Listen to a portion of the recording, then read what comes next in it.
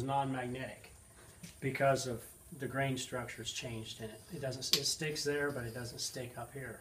So at that point, it's ready to harden. So I quench it in oil.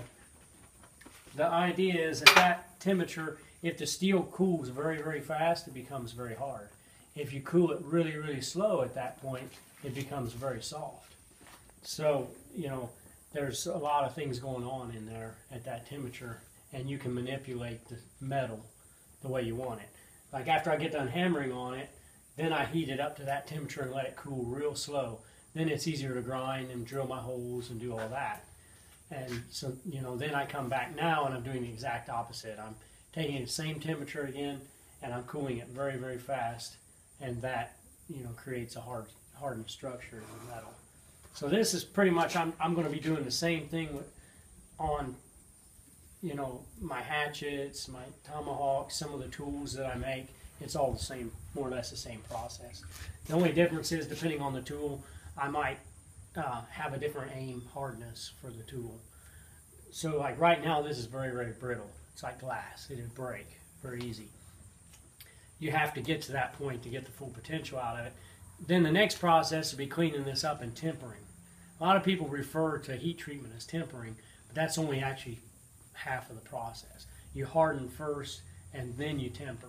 And tempering brings it down to the exact hardness that you want for that particular tool. And it also brings the brittleness out of it so that it's tough and it's usable without it chipping or breaking or something like that. Okay. So that's pretty much. Now what I did here, one thing that's very different from the way I'm doing this and modern manufacturing is I differentially harden this, and you can actually see a line there. So below that line, this blade will be hard, and above it's soft.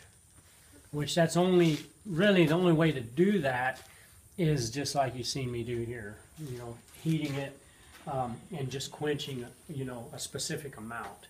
Where in modern manufacturing, your modern tools and everything of this would be hard. Even the very back of the knife would be just as hard as the edge, which is less desirable because it's more brittle.